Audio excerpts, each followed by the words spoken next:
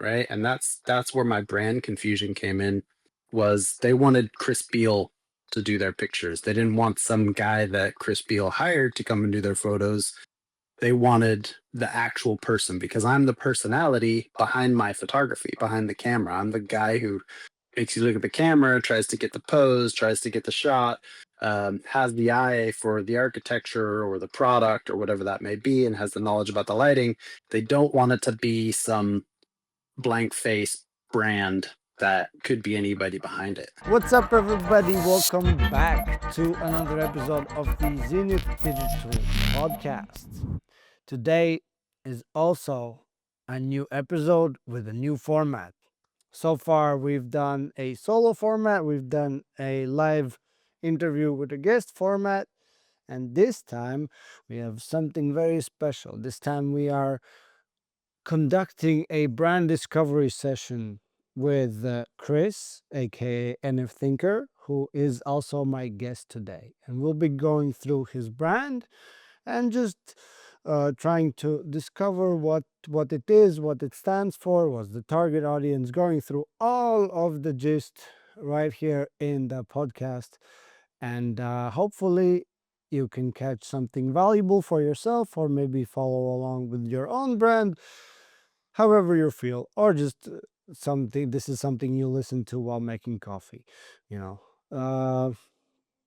Hope it is entertaining. I hope it is informing, and I hope you enjoyed this episode. Now let's get into it. What's up, NF Thinker? Chris, what would you prefer I call you on this episode?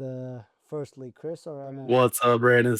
Yeah, Chris is good. I normally go by NF Thinker in the Web3 world, but seeing as how we're talking about my photography company today, Chris Beal Photo, we'll just go with Chris. Keep it easy. Go Chris. All right, Chris.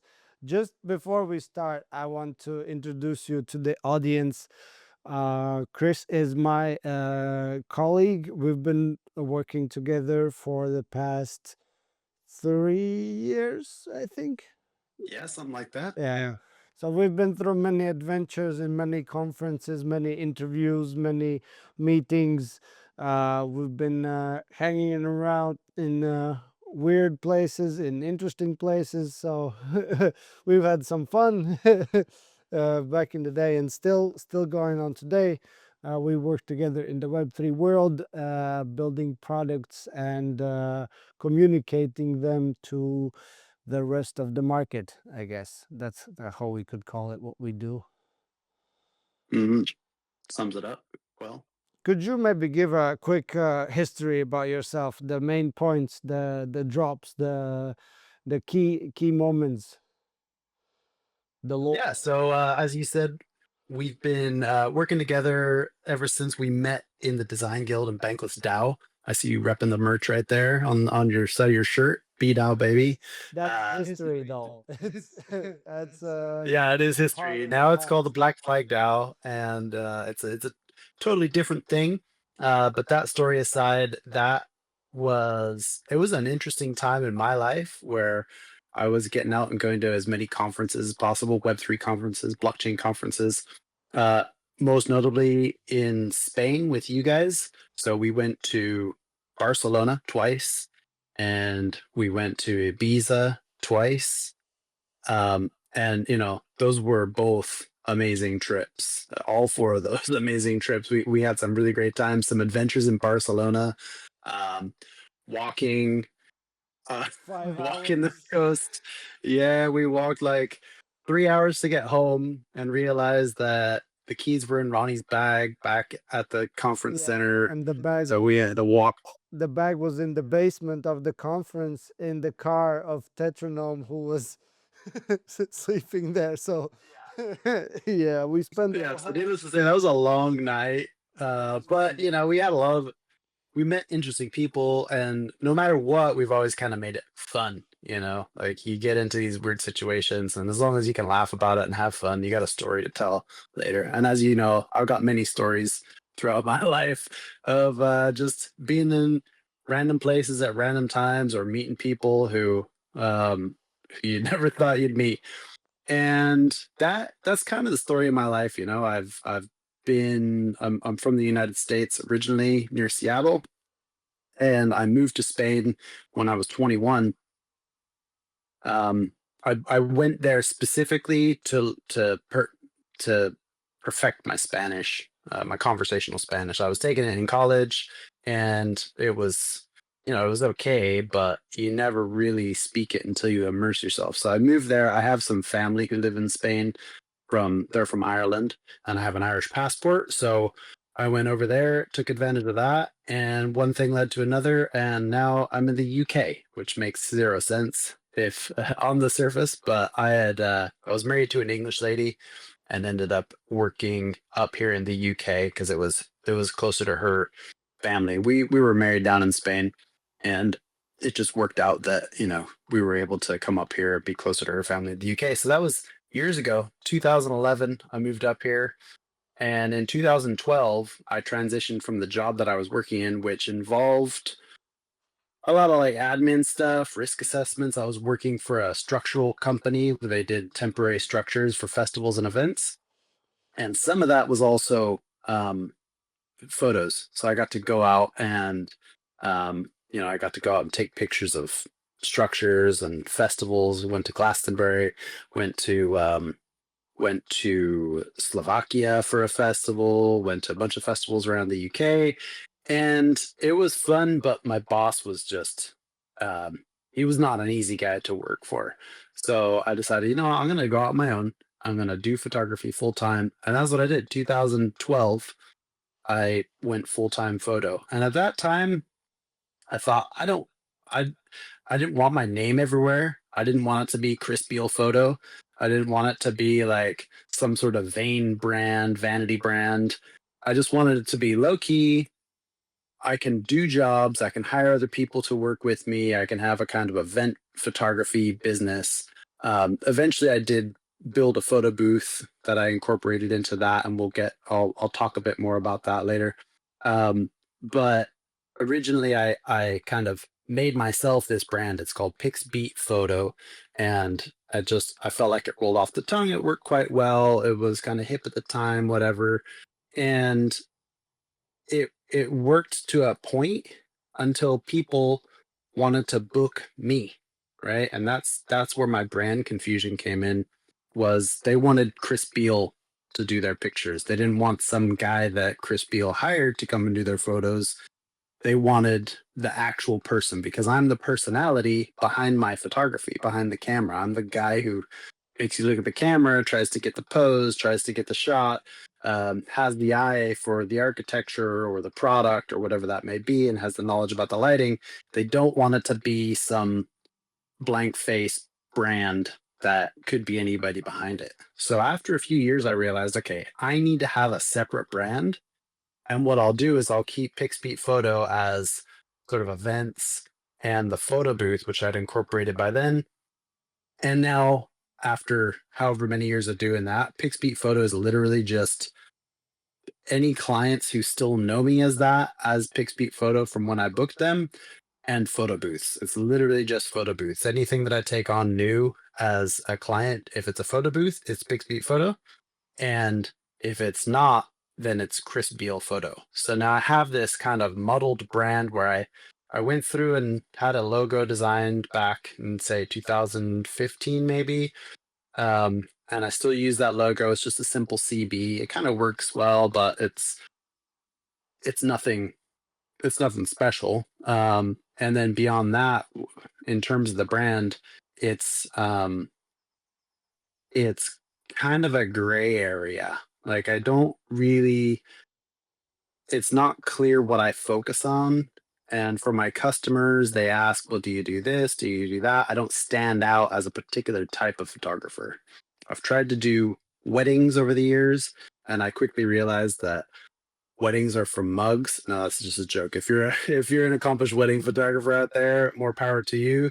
But that's not me. I couldn't get I love events and I love hanging out with people, but I just couldn't get passionate about photographing another fucking white dress. And like Getting it done with and some clothes. it's Yeah, and it's fun to a degree. Like I like being creative, especially with like the rings and the shoes and the details. And I have a ton of shots from over the years that worked really well.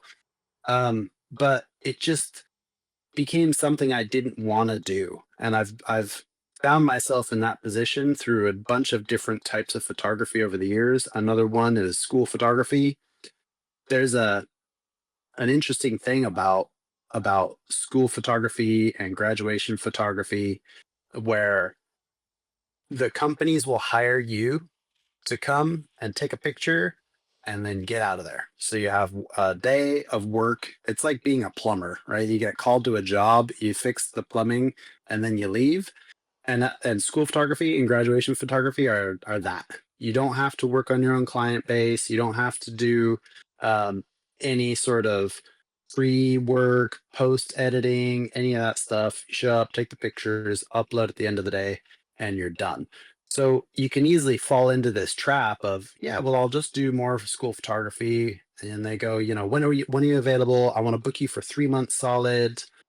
Okay, 3 months solid sounds like a good deal, but then you're working on school photography day in and day out, and you're getting phone calls while you're jingling a tambourine over your head, trying to get some 6-year-old to stop crying and look at the fucking camera. And and you realize, fuck, I've sold my soul to the devil here, and this is not what I want to do. I'm okay to say drop some f bombs and swear on here. Yeah, I'm not monetized, so it's fine. Yeah, and March had the same question last week. No, but you're doing great. You're already telling me a lot of information that we can go through in the discovery session. So, Great. Okay. but so far Yeah. All right. from what I've understood is that it worked in the past. You developed these two brands that you have created, the photo booth and your personal photos. You've realized that personal brand is much more powerful than some idea of a name with hired people and in the business of photography, it's all about trust. So you found that people are interested in you personally, in your personal brand that you are starting to develop. So my suggestion today is to focus on your personal brand, because I'm hearing that is what works for you. And the photo booth, we can check how we can intertwine it, or check how it plays it. Yeah, photo booth is going away. That's all weekend work, and I'm done doing weekend work. I will work weekends when I have to, but photo booths are Friday, Saturday night every weekend, and yeah, I can't be doing that anymore. So So I'm getting rid of that, and I'm just gonna focus on my own personal photography brand from here on all out. right. Let's then get some clarity. Let's get some definitions. Who is Chris Bale and what's his photo? This Mm, guy. Yep, yep. Okay, let me check everything.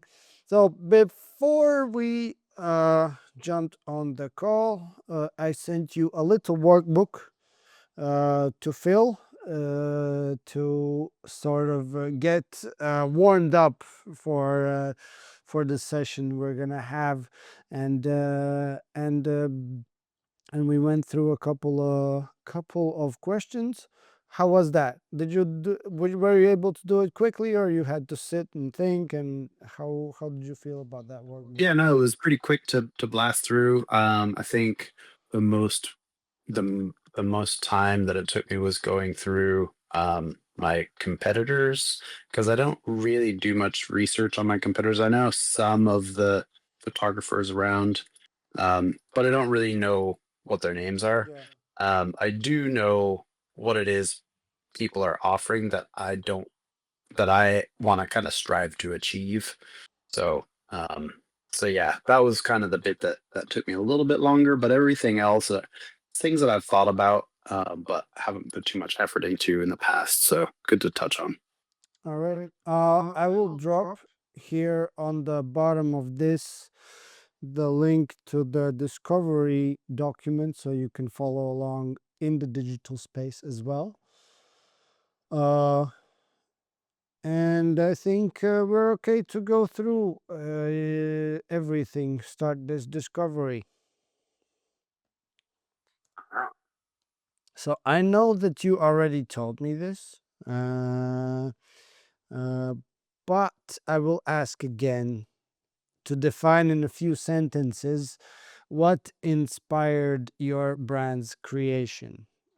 When you started, when you went back there, when you were like, okay, I'm not gonna work for that guy in the event business, I will go on my own. So, what was like the main like inspiration of you starting this Pigsby, right? Pixby photo. Pigsby photo. Yeah. Yeah. At the start, your photography endeavor. What was the inspiration? So I gotta go back a couple of years to when I got interested in photography as a potential profession. I was living in Malaga. I was living in Marbella on the Costa del Sol, and I was managing an Apple computer store, and it was a really fun place to work, but I knew I didn't want to work for somebody else all my life. I wanted to do my own thing. I had this kind of entrepreneurial spirit, and a lot of the people who would come in to either buy Macs or have their Macs fixed or ask questions about software, just check out the new equipment, they were all photographers, right? And they would come in, they'd like ride their motorbike in with their camera backpack on, or they'd rock up with some model, and just like there was this vibe about these people that I thought they look fun. It looks like something that I really want to do. And it's funny because the grass is always greener, as they say, and it is, right? You get into photography and you realize, it's not all a cakewalk. But that was the initial inspiration, was just meeting these people who seemed like they had the ability to travel. They got to go out and meet new people while I was stuck in a shop. They got to photograph beautiful things. They were showcasing their artwork, and that was inspiring to me. I figured that I had a knack for photography when I entered a competition and got second place as the only competition I've ever entered, to be honest. But yeah, I got second place in there, and I thought maybe this is something I could do as a profession. So I tried out a few different things and started doing events and weddings, etc., on the coast, and that stuck with me. And I thought, I can do this as a profession. So that was what really kicked off the the beginning of the brand. Amazing, amazing. The lifestyle, the models, the photo shoots, everything. Um. Okay. What is your brand's mission? Why does it exist? Oh, Uh, I would say my brand's mission is a combination of two things: provide really high quality imagery for people and provide me with a creative outlet. provide a with a you said beautiful picture, With high quality, high quality imagery. Yeah. qualities, and and uh, well, a create output. So you are combining high quality and creativity. Yeah. Creative outlet. Yeah. Regarding the mission, I will press you a bit more about it. So we left off that your brand's mission is to provide people with high quality imagery, and you yourself have a creative output. Correct, right? Yes. Yes. I wanted to press you on this because that's not a mission. That's like how do you call it? It's like every photographer provides high quality imagery and is doing a creative output. It doesn't set you different in any way. So already here I wanted to little dig a little bit deeper and maybe think from a side of like, because what is mission? You're like, for B card we have a mission to bridge the UX gap, right? To Mhm. somehow change the world in some way or form.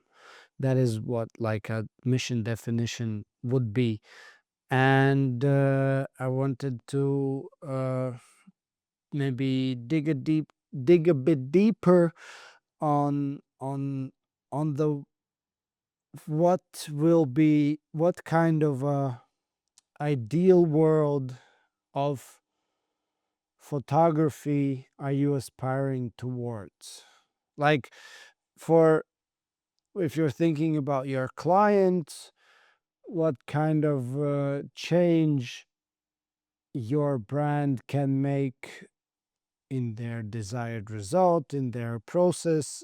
So what the when you step in the door as crispy photos with your camera, what's the you can think about what does the place look like when you leave? What kind of change have you made, and what your mission would then we will devise from that maybe. Okay. Um, I mean, in terms of like um, the subjects that I'm photographing, I guess it depends on whether it's a person or an inanimate object. For for both, I would say that I want to be able to I want to be able to achieve two things with my photos. One is realism. I want it to look like the thing. If I'm taking a picture of an apple, I can go as creative as I want with it. I can add all the filters I want with it, but that's not really my style. So my style is kind of a realistic style. But beyond that, I want to be able to inject a bit of creativity that is uncommon. And I do that through lighting, composition, compression, focal length. So at the heart of it, I want to be able to create images that people can't necessarily create themselves. Does that make sense? Like, I love this. Good, perfect direction. Let's keep going. Create images that, let's try to reframe it in a positive statement, not like can't, but what how would you describe these images that people are not able to create? um, not like the first word that comes to mind is breathtaking, but I don't think that's the right word. Uh, Create I images think it that take your breath away. Amazing. okay, that works. uh, I'm just gonna put it down. Um, your brand's mission is to create images that will take your breath away. How does that sound? Yeah, Do you believe it? Is it resonating with what you I think bring? it's more like I want people to think about the image, right? Mm-hmm. Like, it gives them a double take. Like, where is that?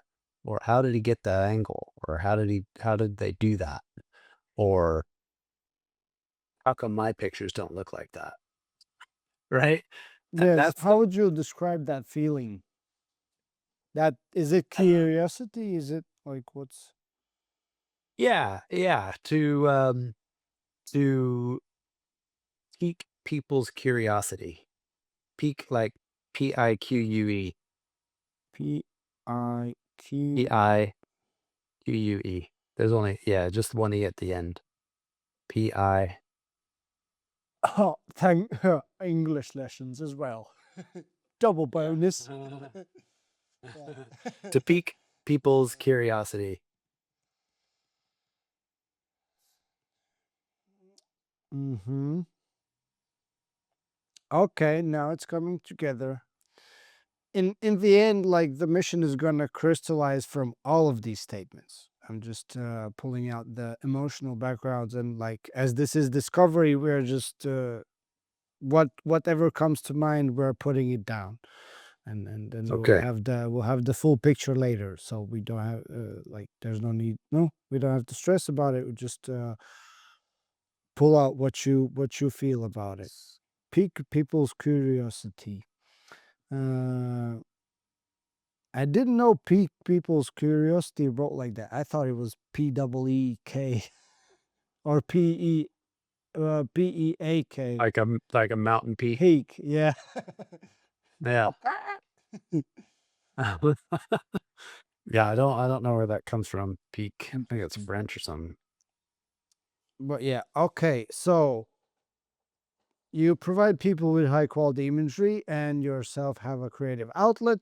Your picture style is realism, and the pictures need to look real, and you create images that will take your breath away and pique people's curiosity. Uh, yes, we will refine this as well, the messaging is, and everything. But for now, do you feel anything missing here, or are we ready to move further? Yeah, sounds good. Amazing. So on to your current brand strategy. You already talked about this, about your photo booths and your personal brand. So the overall question: how well is it working for you? Um, it's kind of not working because I don't really do anything with it. And I have a lot of confusion because I mentioned earlier some of my pre-existing clients booked me when I was just Pixpeak Photo, and so now I have email threads with commercial clients under Pixpeak Photo, and I need to now train them that I've got this other brand and this is my brand and I don't use Pixpeak Photo, and I'll be selling that on, and that's not going to be me anymore. So there's a lot of confusion within the brand. Okay, okay, it's a good point. Uh, but in any case, you are still taking pictures, right? Hmm. So what results have you seen with the current strategy right now, realistically? Yeah, good results. People come back and rebook me. Um, and I am still producing pictures that people love.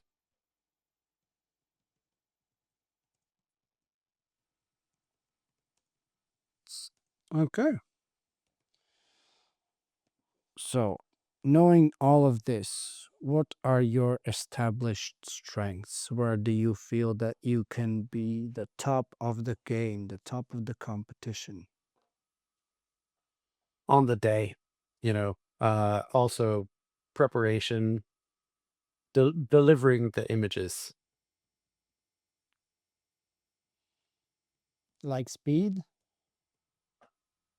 like quality. quality, but not Speed, speed? yeah, speed is not my strength. No, getting image turnaround could be faster. Okay. Anything more? Preparation, delivery, quality. Are you a friendly guy? Do you have a, Yeah, personality. I don't know.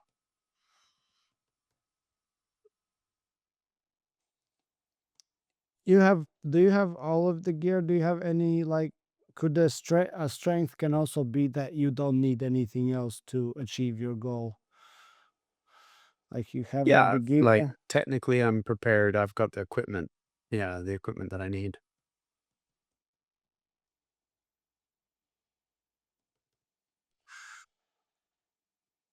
and skills with a Z. Pay the bills, baby.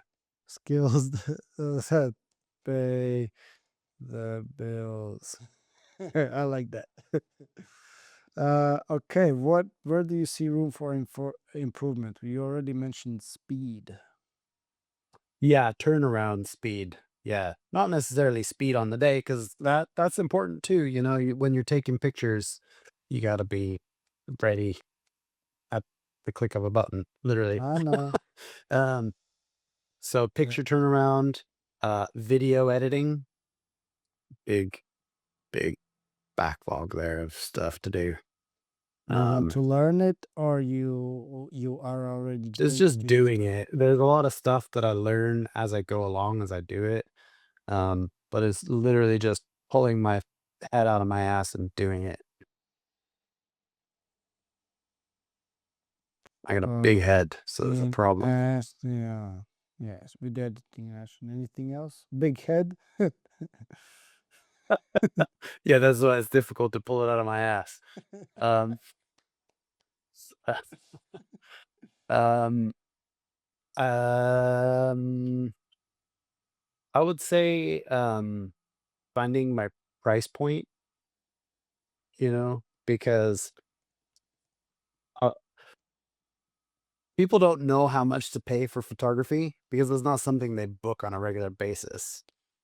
PR clients are great because you said to a PR client, my day rate is £1,100, and they'll go, okay, right? Are there any extras? Like, do we need to pay you any more? And I'm like, yeah, sure, go on, let's pay you more.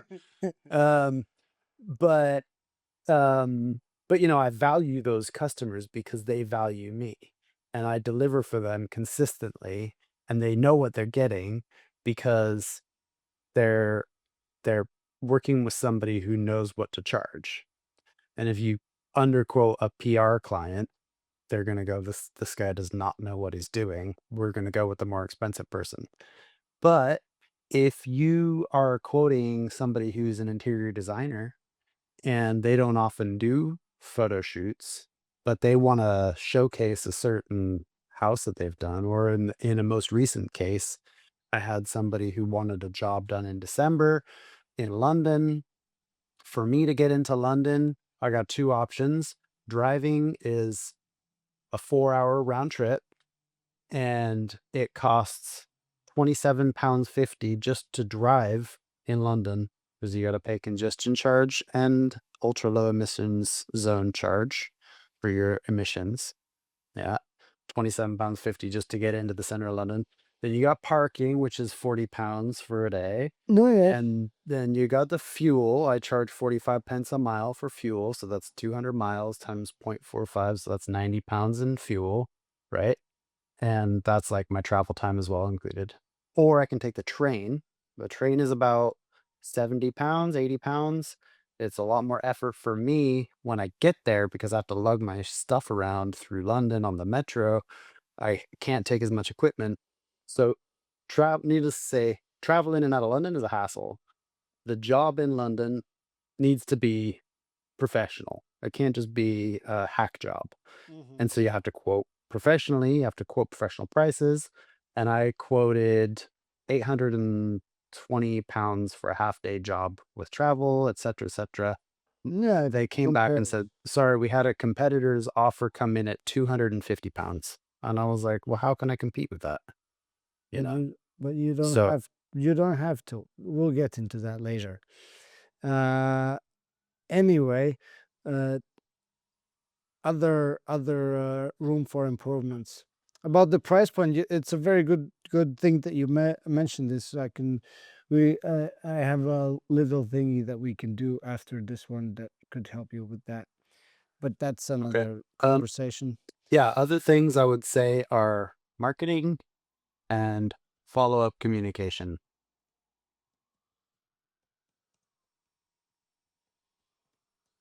Okay. I don't see anything that could be a problem for you.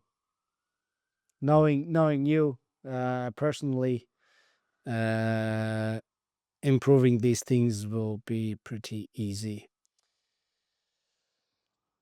Okay. So in your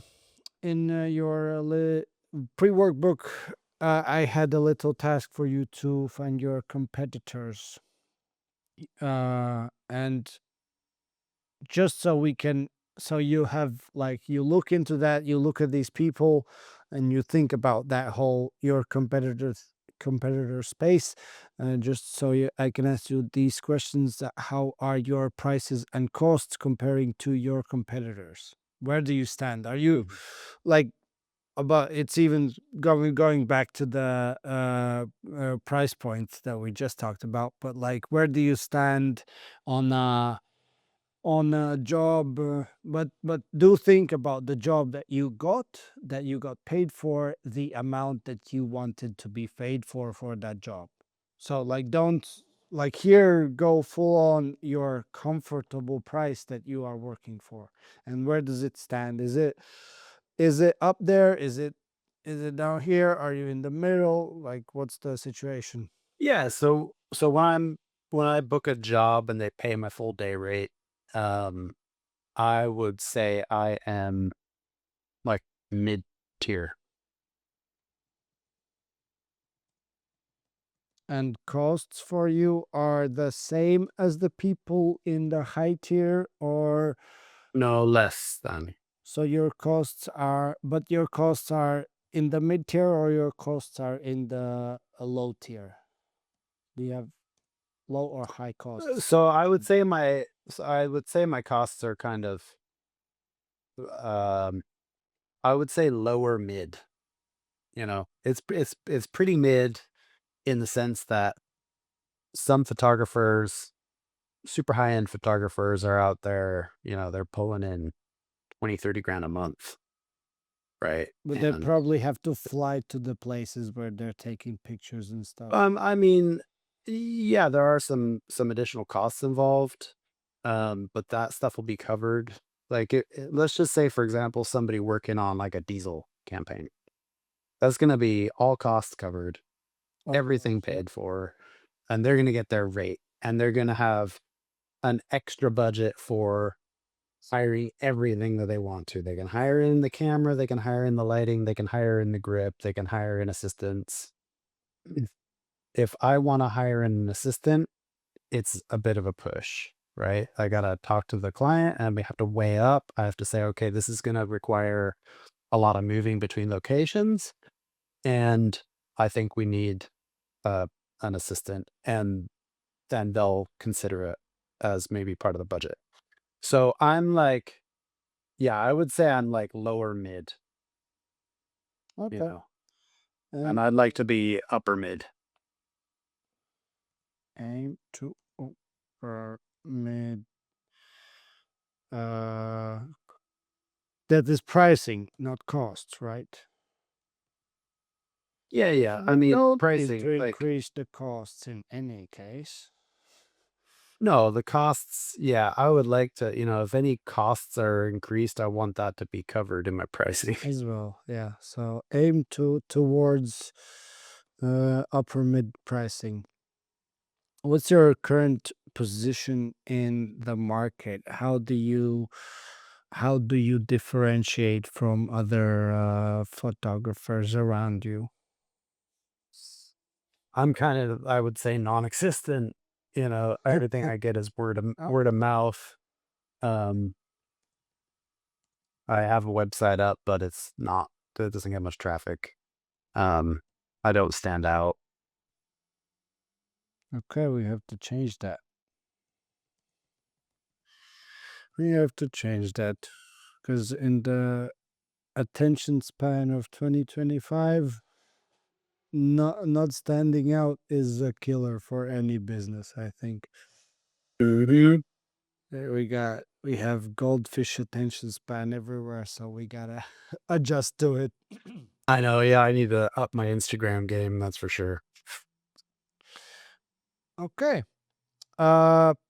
So since we are taking this discovery pretty early, I have this section about your business goals and the strategic direction where we might take them. So, what do you want to do this year with your photography business? What's your aim? I'd like to pull in a few more commercial clients who How many precise, book. be precise numbers? Uh, I'd like to get, say, um, 8 more commercial clients.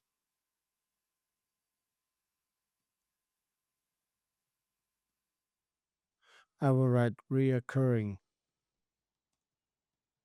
because here we are defining something that you can take with you and aim to achieve. So that's why I'm going with exact numbers. Okay, 8 commercial recurring clients.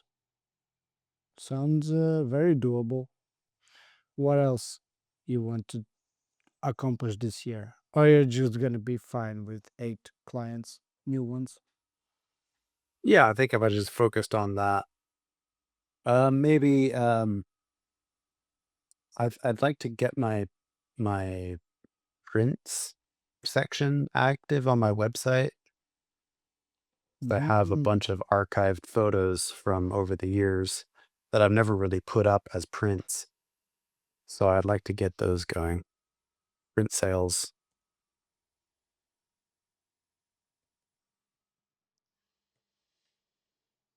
Mhm. Okay.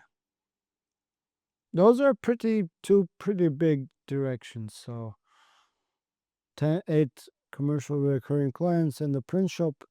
This there's stuff to do there to make it all go. You got any more goals, or this is all you want to work on in your photography? Sad. Yeah, that'd be good for now. Okay. And what's your long-term vision for your photography business? Um, long-term vision. Like 5 years, for example. Um, I'd like to do some more training and do some like some photography travel packages. I want to take people who want to learn how to take nice pictures to places like Costa Rica, the Himalayas, do those types of things. And so you take them on a trip and you teach them how to take photos there. Yeah, you That's kind of go and amazing. yeah, you go and you set up a location and you go, right, we're going to go to the beach today and take pictures of beach stuff. We're going to go visit the monkeys and take pictures of the monkeys. And you kind of tell them what camera they need to bring and what to prepare for, what clothing to wear. You kind of cover the whole basics. It's like you're also drawing the trip marshruts, or how is it called?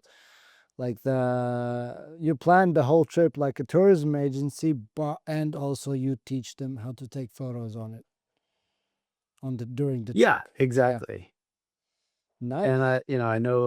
I know a guy who used to do those. He unfortunately passed away, but he was yeah, he was doing exactly that. He was taking people out and he would take them to South America, Nepal, Africa, wherever, go on It's cool. safaris and Hey, have fixers in the area. if you're ever doing it, call me. I'm going. I'm All going right. with you on a trip to take pictures, man. No questions about it. That's exciting.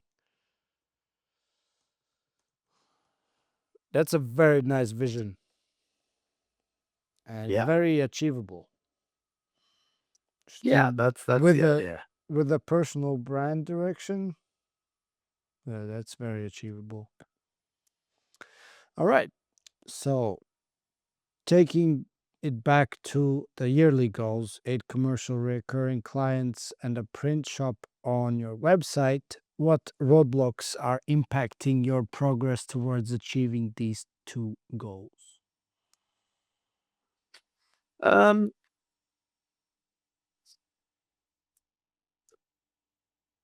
Again, marketing, communicating with people, Outreach. networking. Yeah, marketing, outreach, networking,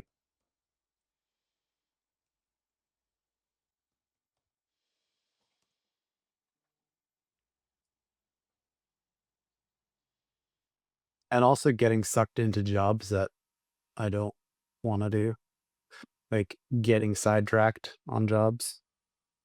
people are like, "Oh, can you take a picture of my new baby?" And I'm like, "I couldn't think of anything worse." But I still end up doing it somehow.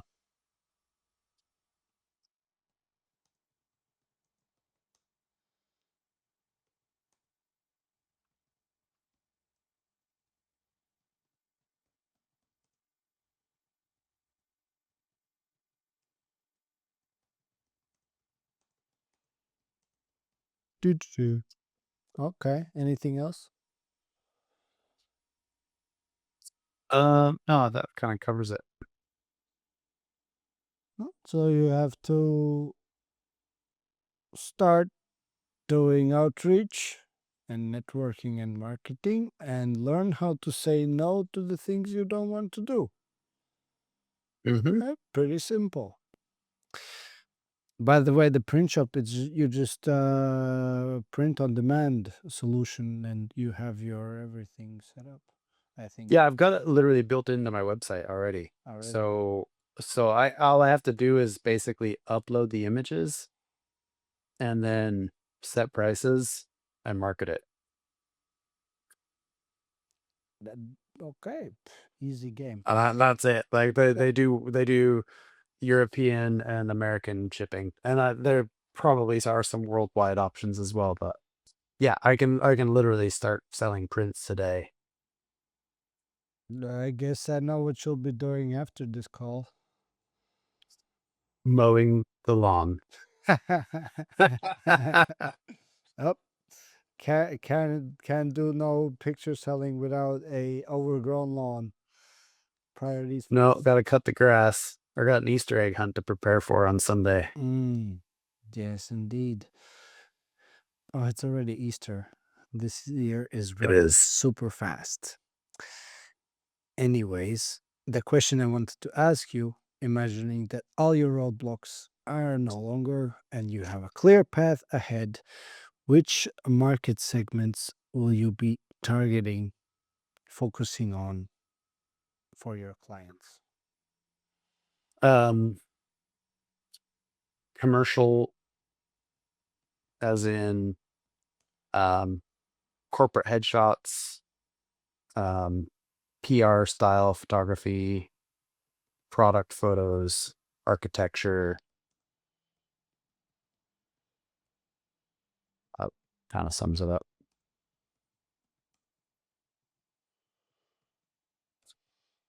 So check me if I missed anything. I missed something.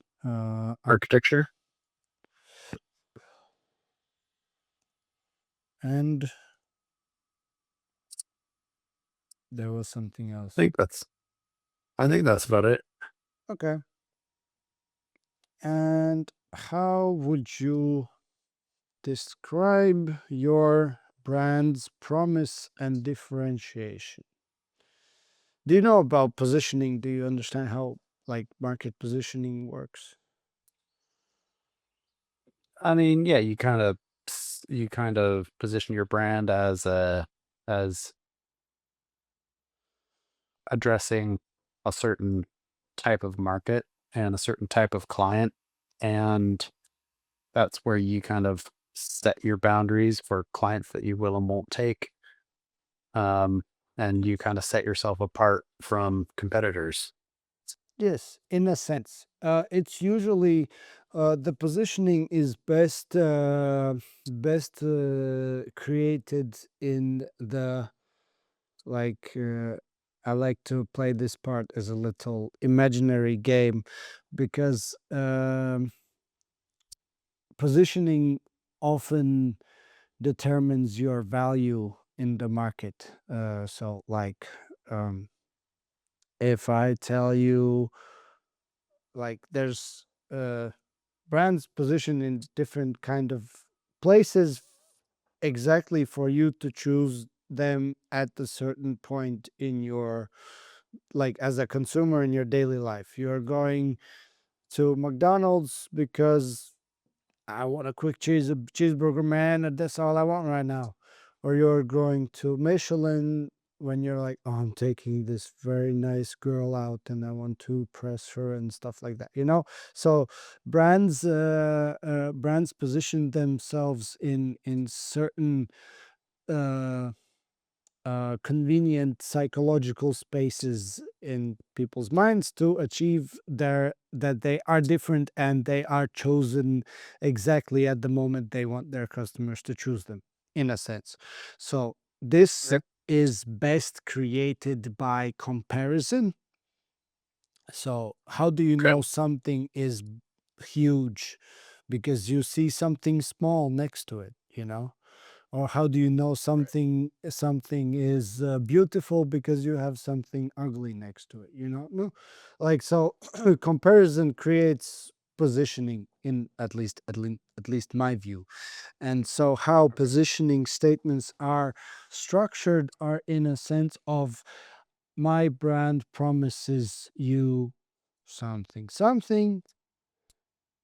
i- uh, for my brand makes this promise instead of like other brands who do it completely not in a good way, you know.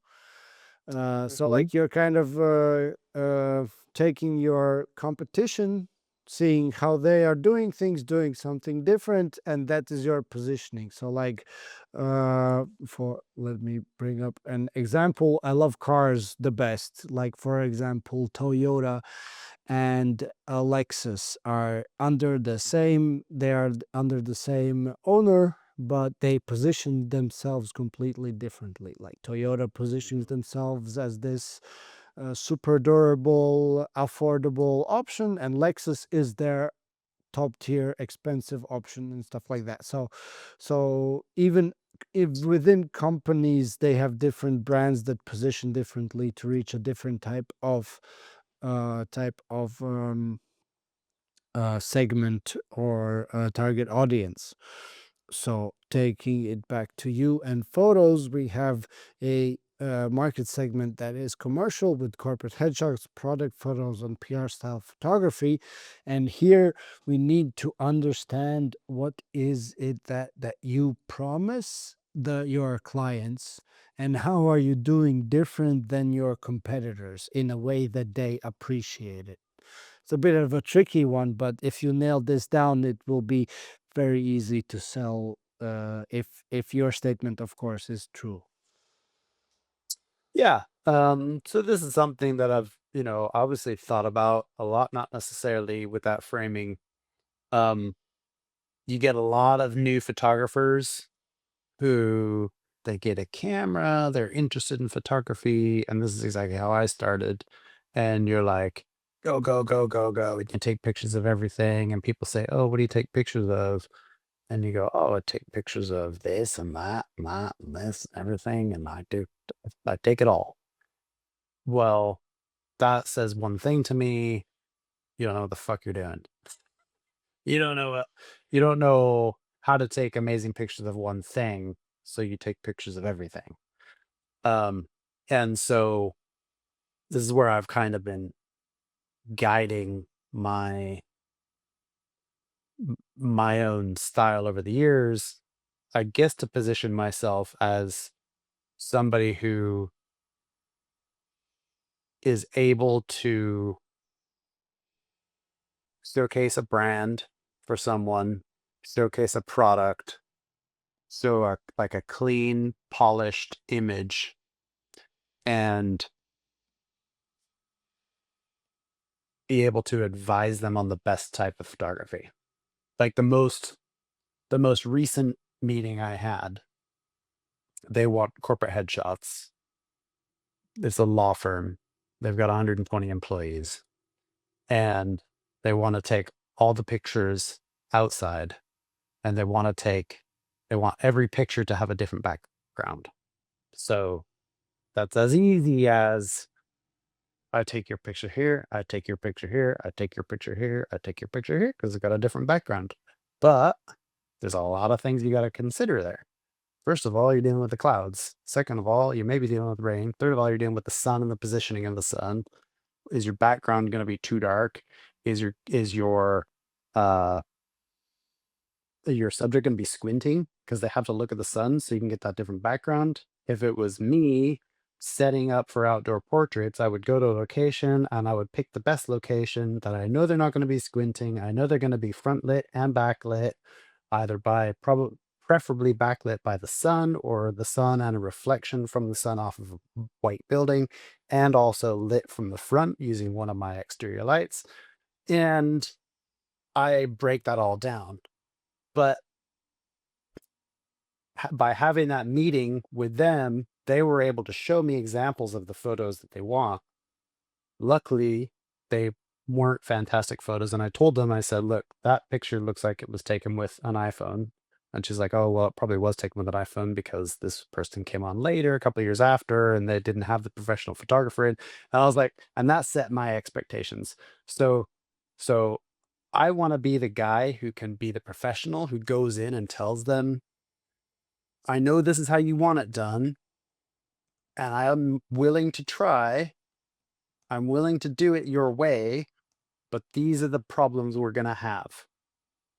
So I need to be the person who doesn't know it all, doesn't pretend to know it all, but knows enough to be able to advise people as to why this is a good idea or a bad idea. And it's technical know-how, it's style. Like, one client wanted me to do selective coloring, so like everything black and white except for something in pink. And I was like, that's okay. I see where you're going with that.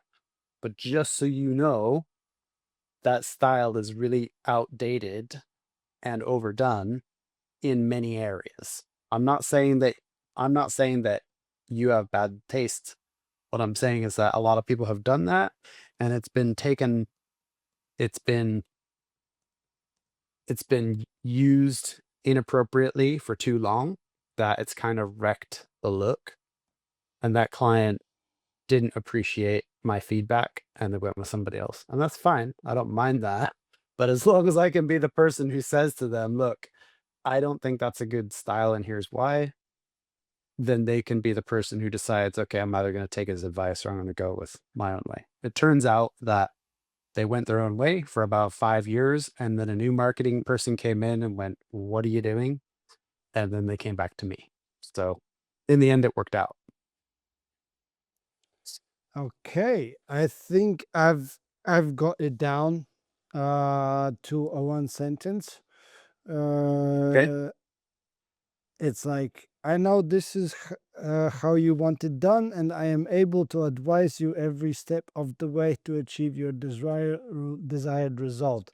So what I heard here was that the you're a professional, you know what to do, you know how to get anything done, you're able to deal with the problems that arise when you are doing it. But the pin I would like to pinpoint this first part is that you are saying to your clients, I know this is how you want it done, and I would I think we could have another whole another conversation about this part. Is that when you're talking with your clients, uh, to often, like the things with creative services like photography, videography, there's people like showing you a picture and I want this, and Hmm. what I found during all of the client experience is that you need to like turn around and ask them why. Why do you want that? Hmm. What's the reason? Yeah. What's if you're, especially for commercial clients, it's like, well, I think this will bring in many more clients for me, for example, for my business. And you're like, that? So that pink penguin that you're holding in a black and white picture, why is your, like, then you start asking questions, is your mascot the penguin? No, it's actually a beaver, for example. And you're like, well, why are we not taking pictures of your mascot? And like, there's a process of I understanding. thought you were going to say, why are we not taking pictures of your beaver? Uh, Yeah, I just realized that is something like something in that is a slang in English. I completely forgot. I'm not You familiar missed the with trick it. there. We'll have to cut that part out. Good thing I am editing it. Swim the beaver. Yeah. So the point I was making is that there's a sense of uh, appreciation that commercial clients have when you are able to understand the goal they want to achieve. One moment, we have a technical difficulty. Yes,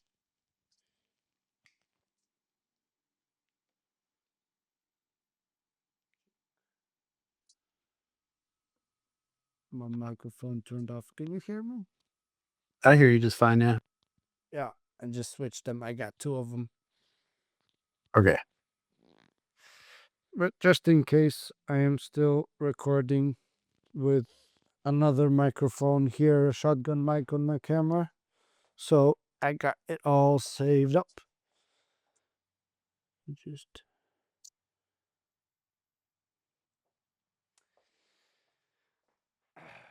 alrighty, alrighty, tidy. Uh, yes. So this is something you can just think about in the future about the positioning statement. That you have already the direction of that you will help your clients achieve their desired result and you can solve their problems in any case, but you will also suggest them towards a strategic way how to do this better because you have the experience. So you are positioning yourself as an expert in Yeah. commercial photography, and you're not just taking pictures of everything, you know? And that this already sets you apart from people who are just, yeah, man, let's go. I got a camera. What you need? You need something? Well, I can take pictures of everything, you know? So that's a good positioning. Okay. I will probably in the overview, I will add like a nice templated positioning statement for yourself that you can use. All right, we're almost halfway. Okay.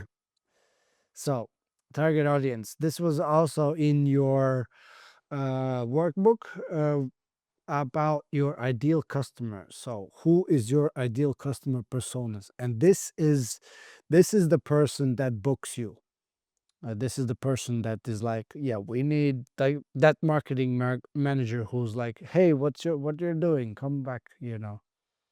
Those people that already you have noticed, and the ones that you love working with. That's your favorite people. hmm so yeah, I'd say my ideal customers are um people who are experts in their own right and they trust me to be an expert in my field. And this is why I love commercial clients because they might be chemists or um, you know, construction managers or you name the field. And What's their persona like? What like psychologically? What they are experts. They are professionals. They are yeah, professionals and experts in their field and they trust me to be an expert in my field. okay. I think So yeah. that's a golden spot. That's like people who value expertise and who trust other expert people. That's a very good customer persona. Yeah. problems does your product or service solve for them, for these experts? Um, it showcases their expertise. That's not a problem solved. Okay, so um it allows them to show their expertise in the best light. Does that make sense? So it allows, It makes sense, but it's not a problem that is solved for them. Like, for yeah, example, I need a picture for my CV. That's a problem yeah.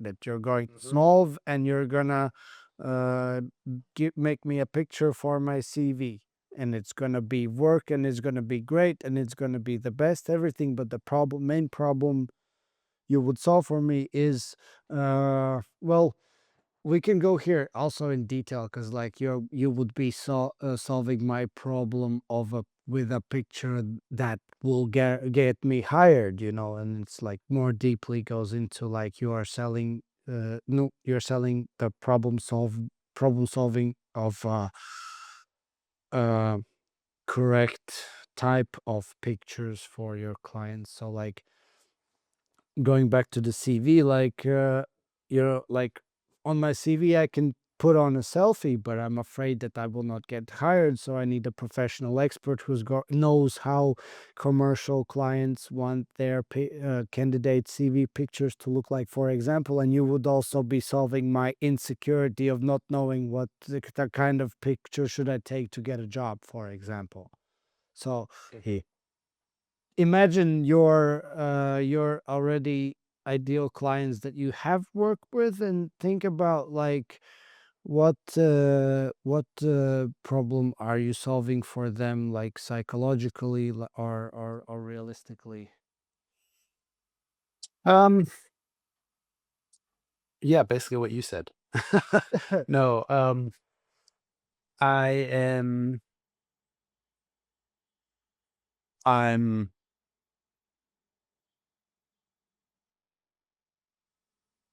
I'm I'm getting the pictures that they didn't know they needed.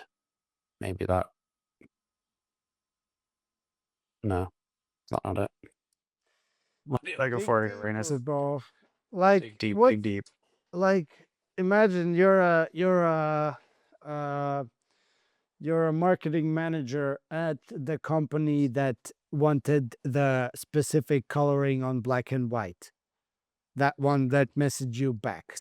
Why why didn't it work with the other people that they were doing before, Where's the because you see here, you for that company you solved the problem in a certain way before, and now you're doing like they wanted something different, so they went differently, and then a next new marketing manager came back towards you because they realized the way that you did it before was the way they want to continue working, and they didn't want that whole stuff that was in between. So what was that way of problem you were solving for them?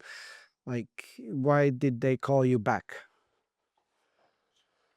Um, well, uh, because I gave them an honest opinion, but also, so yeah, you could, you know, honesty,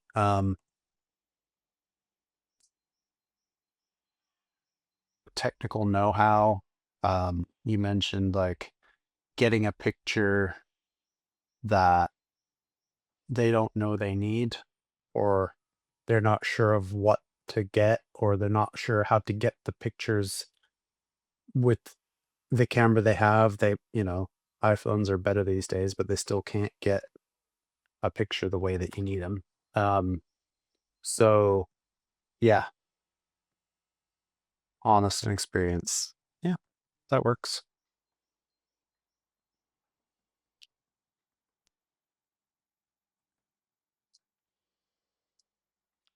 I heard this.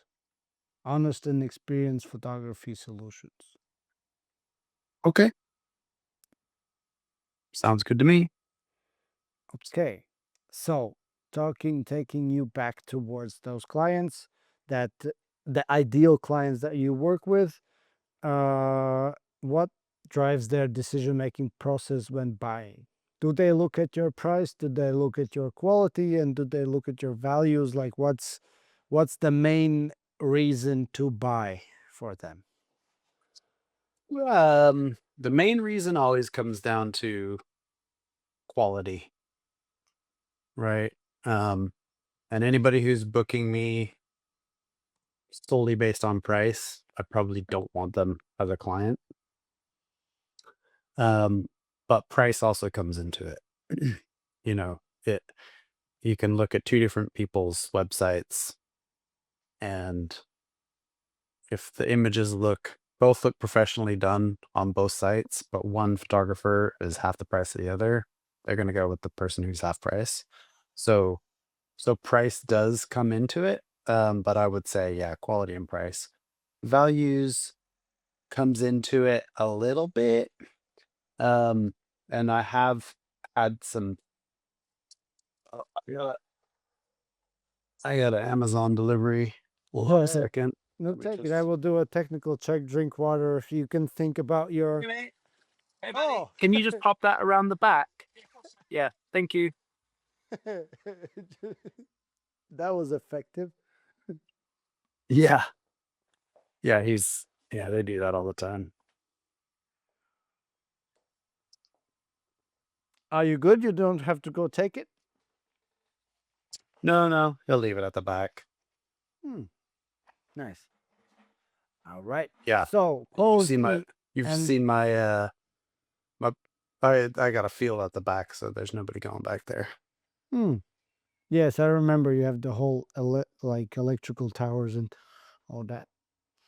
Yeah.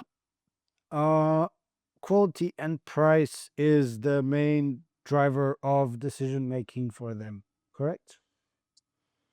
Yeah. Retio. If they will be getting extreme quality for a good price, they will buy. That is the Yes. yeah. That's the whole Determining that the good price is also upselling yourself for the PR clients, which you talked previously, that they don't expect, like when you're not underselling yourself there for them, it's like, oh, if the price is so cheap, how can they possibly do so good, you know? So that is also a factor. Thank you so much for doing this. It's very exciting at the moment. Yeah, thank you, man. This is awesome. It's good to like dive in and some of these things I haven't really considered, so very good. Good. And we're only on the number 3. Ah, okay.